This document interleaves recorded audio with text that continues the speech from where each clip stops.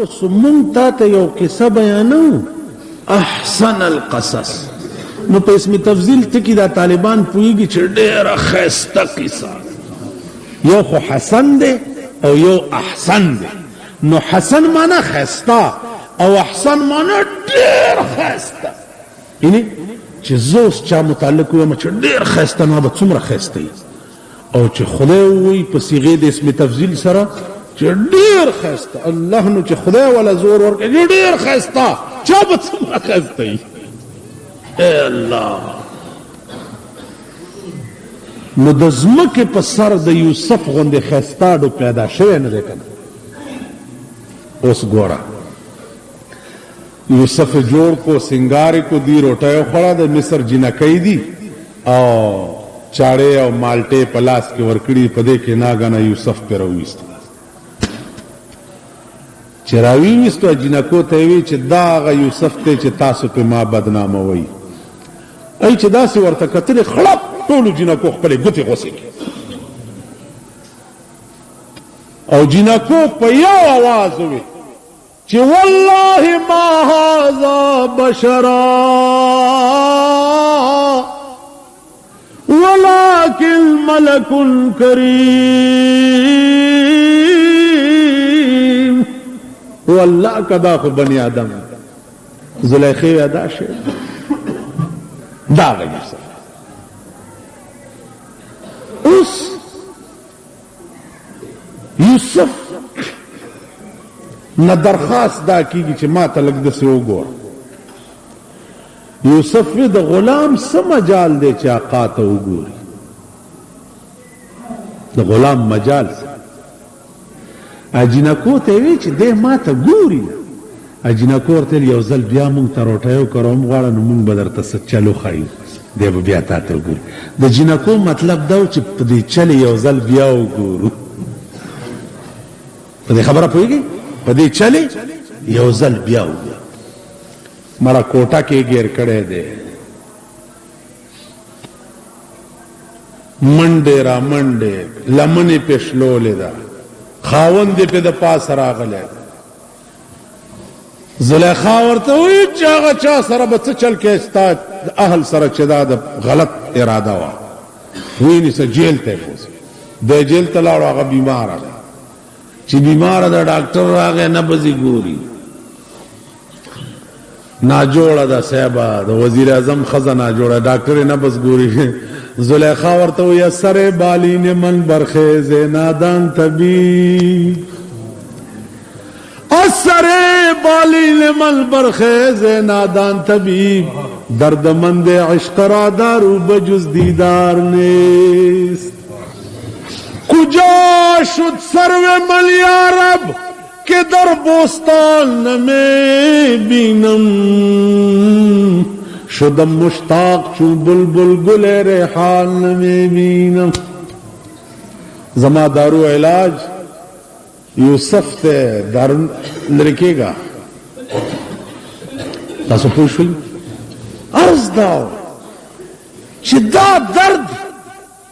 خو بیا د زلیخې نه تپوس کوه. آخر الامر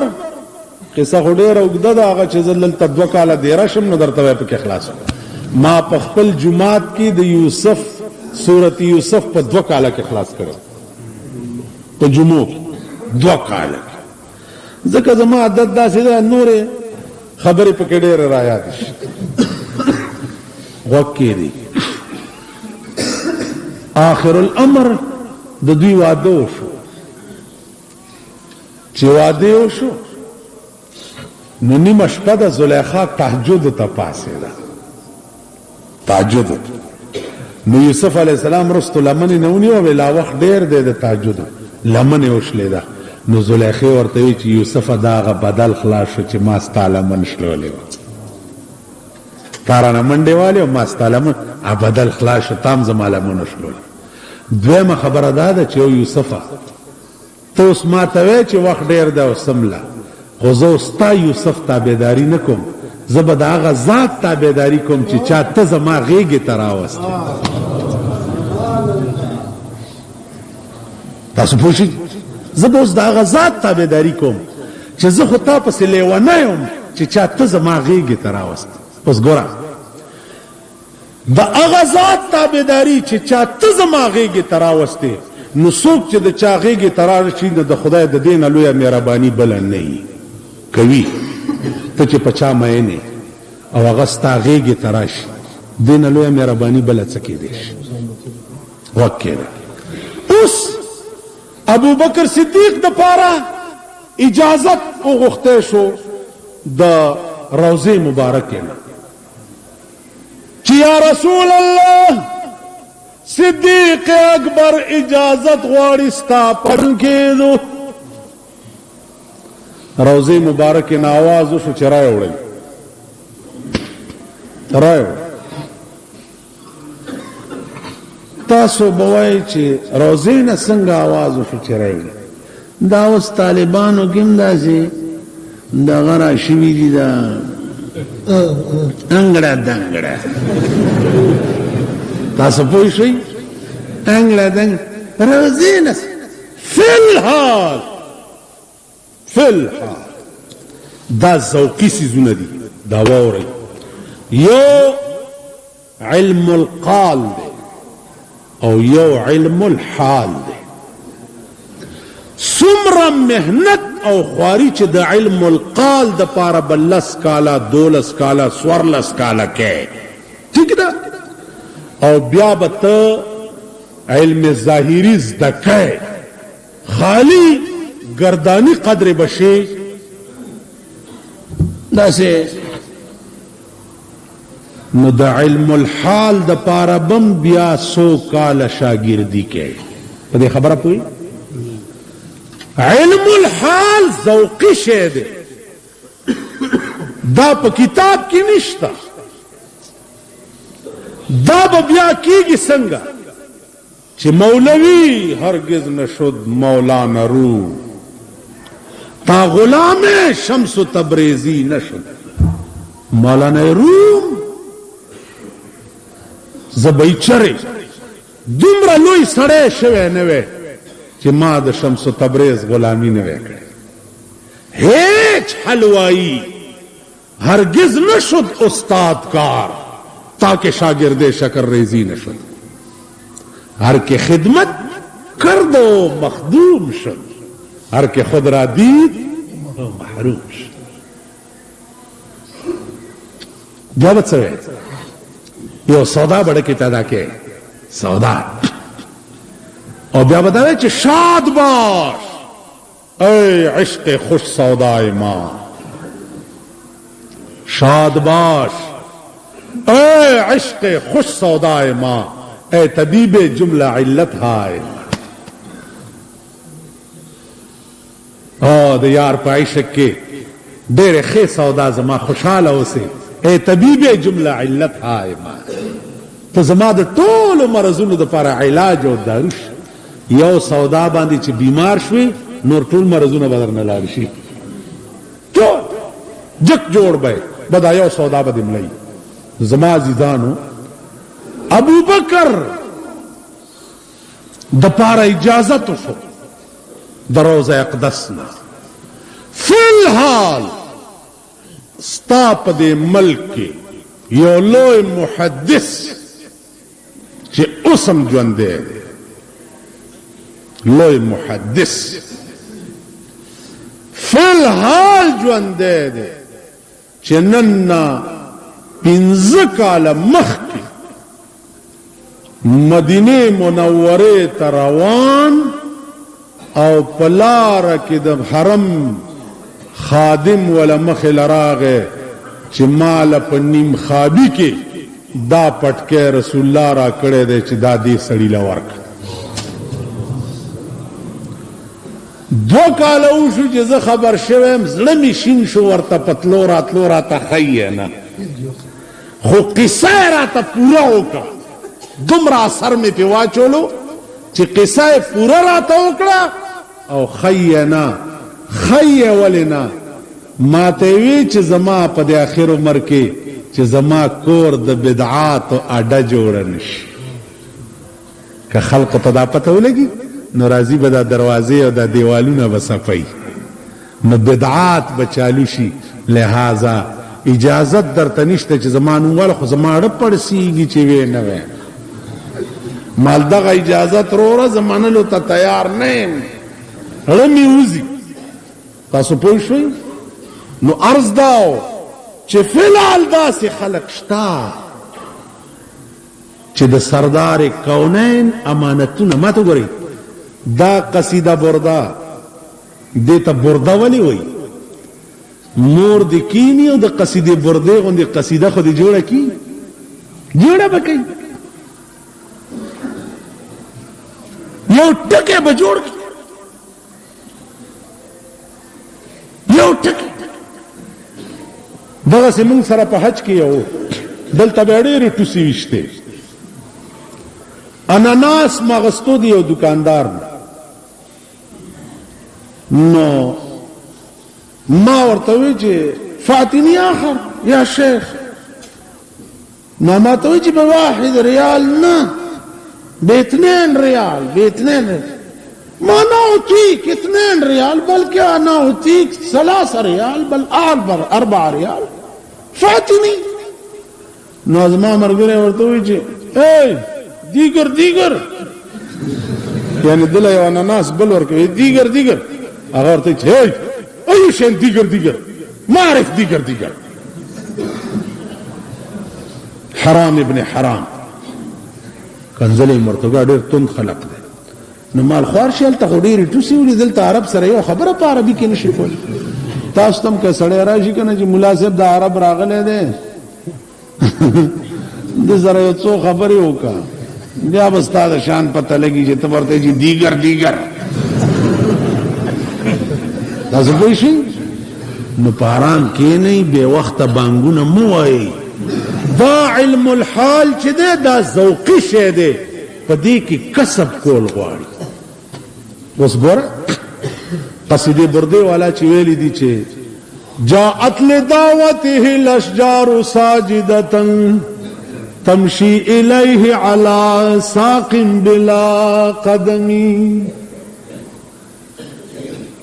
كلهم من رسول الله ملتمس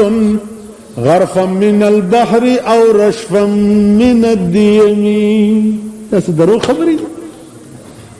دیتا برده ولی وی برده ورته ځکه وی برد څه ته وی برد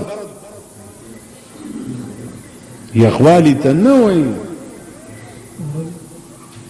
صادر ته څه وی رضا نو د رضا ټکی دی یاد دی او د برد ټکی دی نه دی یاد لږ سوچ کوئ پې برده ورته ځکه وایي چې دا اته شلې بیته د جوړ که د فالج بیماری والی په فالج کې دا قصیده ولیکله او بیا یې روضې مبارکې ته لاړو او روضې ته کېناستو وایه وروله یو شعر کې ونښتو چې نیم د ووې ورپسې ته هیر شو او ورپسې د روضې نه آواز وشو چې ورپسې داسې دی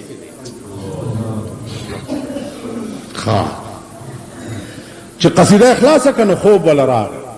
چې سترګې پټې شو نو رسول الله صلی الله علیه وسلم راغی او صادر په وغوړو چې راویښ شو صادرم پروتو او داسې و چې تا به وی چې دی خواړو چرته بیمار شوی نه ولې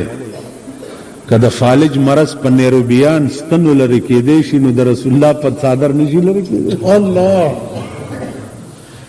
جی د فالج مرض یو سپیشلیست نیروبیان ګولای یا نیروبیان ستنی ورته وي او هغه ستنی وهي او دې ځای ته راغلی خدای بیا سم دی ته راشي نو نیروبیان د انګریزانو جوړې کړې ستنو باندې خو د فالج وهلې خوله جوړېدی شي او د رسول الله په صادر غوړېدو که فالج جوړ شي نو دا د تعجب خبره ده زمونږ کې داسې کټسریم شته وای نم سجا نمن الکه ته یې څه ته په دې ځان پوهې د ماته وګورئ جنجالونه مه جوړوئ خو چې کوم سړی وي دا شه نه منم دام په کنډر حساب کوي وای دا ټیکر کې دی دا سر چې دی دا منګی چې مات شي که نه ټیکر کې داسې وغورځي وای دا هم ټیکر کې دی زمونږ جومات ته طالب راغی نو ورته وی چې استاد ته وی چې استاد نن خو پلانی کورم وظیفه را نکړه وې درې نکړه وې نو بچیا دام په کندر حساب کا یعنی دا کور په وران حساب کا یو سره نه منم دام ټیکر کړي لري کوي باس ور سره مکو باس سړی سره عرض داو چې دا ذوقي شی دی روزه مبارک ناواز شو چرای وړي صاحبہ روزه په خوا کې قبر وکنستش صدیق اکبر لحد تکش چې خخت تبزه ولګولې شګي وغورځې د لحد ته صحابه بیا تبز را لری کړه چې دا شګي را لری کو خو چې تبز را لری ک چې ګوري د حضور د روزه نه د حضور لاس راوته دي او ابو بکر ځان تغاړې استه دي او आवाज راغی چې ابو بکر ز خو ډیر وخت نستا په انتظار ما تاسو پوښی دا شانو د صدیق اکبر رضی الله تعالی عنہ د دې شان مالک پس د چا مجال دی او چې د چا شان د خدای او د رسول سره دای نو کده زمونږ د زمانه سکسان ورپسې غاپی نیو لکزل دی غاپی دا فضل تعجب خبره نه ده خیالم راغی د پسې دویم نمبر شان د عمر فاروق خبر ډېر وګدي دي دریم نمبر شان د عثمان ذی النورین سلورم نمبر شان د علی مرتضی رضی الله عنهم اجمعین ورپسې شان د اهل بیت د رسول چې کوم په کربلا کې قربان شوي اخیری ټکی مې دا واورئ چې په دې ټول کائنات کې تاسو وګورئ بے غرضه هیڅ شی نشته بے غرضه ہر چیز سے ہے تیری کاریگری ٹپکتی یہ کارخانہ تو نے کب رائے گاں بنایا آب رواں کے اندر مچھلی بنائی تو نے اور مچھلی کے تہرنے کو آب رواں بنایا کار دے داغ نظام دے داغ کارخانہ دا ایک شے پکی بیکار نشتا ہر شی و غرض و مقصد ضروری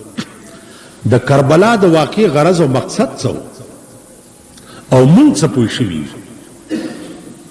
مونږ څه پوه د کربلا غرض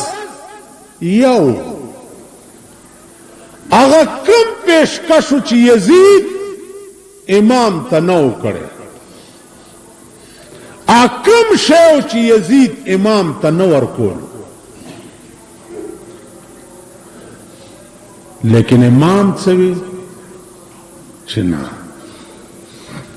د یزید د حکومت چرچا دا چې دا د خدای نبض باغی حکومت ته پدې کې هیڅ گناہ باندې کنټرول نشتا نو کده سردار کونین وسه لاس کی دی د یزید پلاس کې او مفاد د دنیا قبول کی نو عمر لبا زما د نیکه د دین په تندی باندې یو بدنما داغ ولګي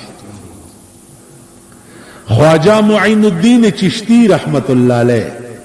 چې اول اسلام د هندوستان زمکې ته خواجہ معین الدین چشتی راوړی اول اسلام په یو څو الفاظو کې هغه ټوله نقشه د امام حسین بیان کړې ده چې شاه است حسین بادشاہ است حسین دین است حسین دین پناہ است حسین سرداد ونداد دست در دست یزید سر قربان کا خلاص بد بیدین پلاس کے نگدی غرض و مقصد د امام حسین د ځان او د خاندان د قربانۍ د کربلا په میدان کې صرف او صرف دا او په داسې حال کې بیا لسمه ورځ سبا نه بل سبا لسمه ورځ د امام حسین د قتل ورځ ده او بی بی زینب ته تقریر کوي راشي د امام حسین د دیو تقریر نه سبق والی په کیرونو او په شربتونو او په جراګانو به امام حسین په قیامت کې راضي کوي او ستا شپارس به کوي او تا به جنت ته بوځي چې جی مام کیر پخ کړو جماعت لمه یوړو یا چا پکې شربت کړي دي چا پکې تله او به چې بدل ته په قبرونو چوي تاسو خیال وکړئ زه خو هم چې دې خلکو پورې سرونه نه دي سر چې هغې کې د سړیتوب نقشې په ایمان یې وایي چې تاسو په قبرونو اوبه اچولو غرض څه دی ولې وایي جي اهل بیت تږي شهیدان شي تږي نو اهل بیت تږي په کربلا کې شهیدان دي او تو بدل ته په قبر اچي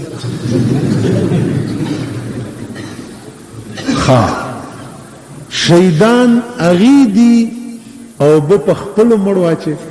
تاسو په ایمان وای چې ته تږي او زه بس کومه ستا خېټې له درځي زه خو هم دې خلکو پر سرونه نشته کنه هلکه دا اوبه ولې اچي وایي هغې تږي نو تږي هغوی دي او په خپل مړي له ورکوي انا لله و انا پناه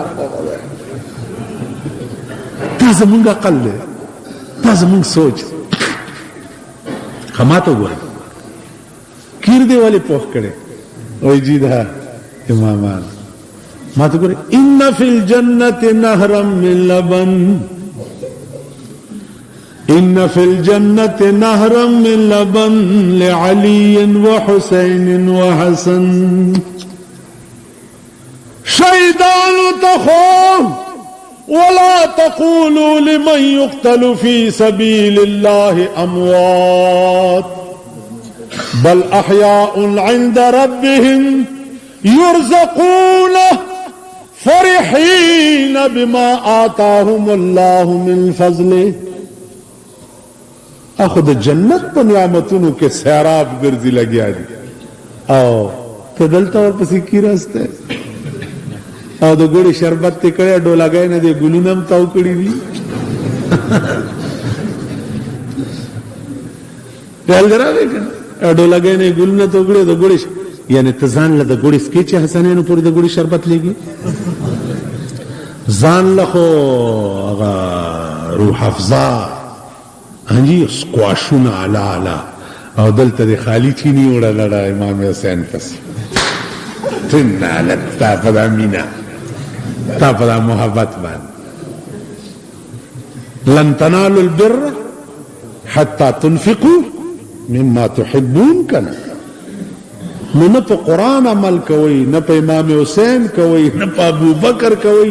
ستاسو دین او مذهب او خدای او رسول دا نفس ته چې دا درته څه دا دینم دی چې ښځې درته څه وایي هغه دین دی ښځې هر چې تجھے مرا گوید رواست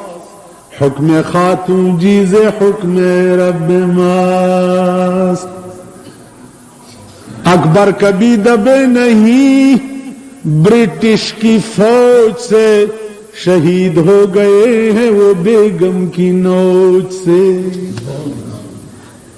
پدے دلک پوئے صاحبہ اکبر کبھی دبے نہیں برٹش کی فوج سے لیکن شہید ہو گئے ہیں وہ بیگم کی نوچ سے دا انگریزان فوج وی زمین دباو کرے خود خز ناز و نزاکت بالکل حلال کرے تاسو پوه شئ امام حسین نن د شهادت ورځ د زینب ته تقریر کوي چا زینبې لږ ساعت پس به زما لاشم ستا د خیمې مخې ته پرېوځي خو پام کوه بچیه چې چېرته خپل سطر دې مات نه کې ای زینبې که د دشمن فوج تپ زور بے ستر کړي نو خدای به جزا درکړي او کتا پخپل خپل ستر مات کړو خدای به سزا درکړي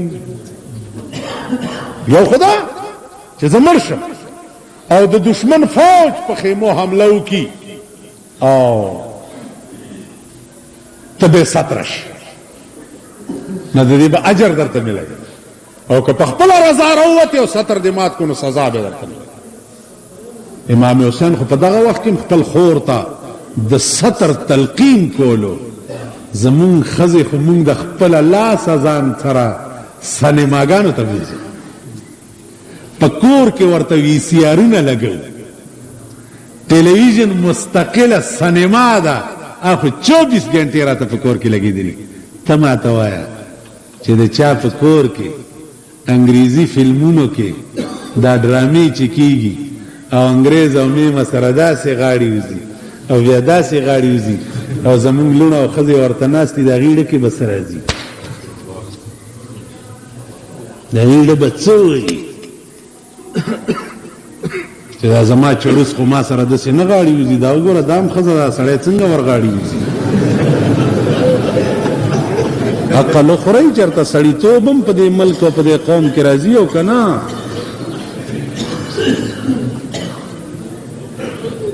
دا خلق او امام حسین منل زه خدا خپل خوله ویم چې په کاڼي ماته کوم چې زه د امام حسین نامه پې څنګه عالمه زمونږ دا خوله د ماتولو ده چې د بیبي زینب نوم پې زه څنګه عالم هغه زینب چې هوا هم نه ولیدلې هغه زینب دا زمون شکلونه زمون عمل او زمون کردار ا د دې قابل دی چې د دې پاک او هستو نوم په مونږ وایو نو زما عزیزانو دې خبرونه سبق والی صحیح نقشه د سردار کونین باندې ځان واچوي جذبه ځان کې پیدا کی چې الله څنګه چې ستا د دین د پاره امام حسین په میدان کې قربان شوی اے الله د داسې قربانۍ توفیق مونږ ته راکړه اے الله د داسې قربانۍ توفیق مونږ ته راکړه دا یو څو ماته ګوډې خبرې وي الله دې ماته او تاسو ته په عمل کولو توفیق نصیب فرمایي اخر کې مې درته دا عرض ده چې دې ځنه چې اوس اوزې دی جمعات نه تروزې کورونو ته ترو اخوا دې خو نه ګورئ او ما چې درته سوې په دې سوچ کوئ په دې عمل کوئ دا دینم دی او دا دنیام دا واخر دعوانا ان الحمد لله رب العالمين اللهم احسن عاقبتنا في الامور كلها واجرنا من خزي الدنيا وعذاب الاخره دعا وکړئ چې الله کل اهل اسلام ته خیر پیښ خدای مسلمانانو کې اتفاق او اتحاد پیدا کی اے الله د ظالمانو نا مفسدانو نا اشرارو نا کفارو نا په خپل امان کې اوسه په اخلاص دعا وکړئ چې زمونږ دا ملک الله د هر قسم آفتونو نا په خپل امان کې اوسه خدای زمونږ د ملک قانون قرآن کا اے اللہ زمونږ د ملک قانون قرآن کا اے اللہ زمونږ د ملک قانون قرآن او حدیث کا دعا وکړئ چې الله د افغانستان د مسلمانانو باعزت طور او بابرو طور خدای د خپل ملک سبب کی او صحیح مسلمانی نظام په غزه کې الله قائم کی خدای نوم کفار تباہ و برباد کې او د مسلمانانو بول بالا کې کل اهل اسلام ته خیر کې د کل غریبانو په حال رحم کې کل مریضانو د اسلام ته شفا ورکې قرضداران د قرض اخلاص کې خدای زمون مسلمان قوم ته هدایت د نیکیو کې او د رسول الله صلی الله علیه وسلم صحیح اتباع تاسو زمون نصیب فرمائے وصلی الله تعالی علی خیر خلقه محمد و آله و اصحابه